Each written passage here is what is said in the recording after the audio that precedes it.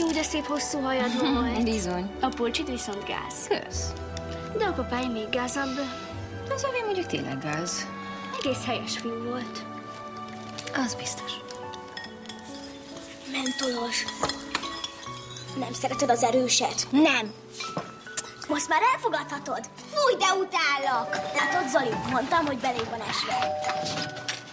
Papa! Boldog karácsonyt, hercegnőm! Ezt mindén kapom. Hát persze, hogy te. Ki más? Kibonthatom. Majd együtt kibontjuk, jó? Jó, leteszem. Ezt most miért kaptam? Tudod, te azt nagyon jól. Hát akkor boldog karácsonyt!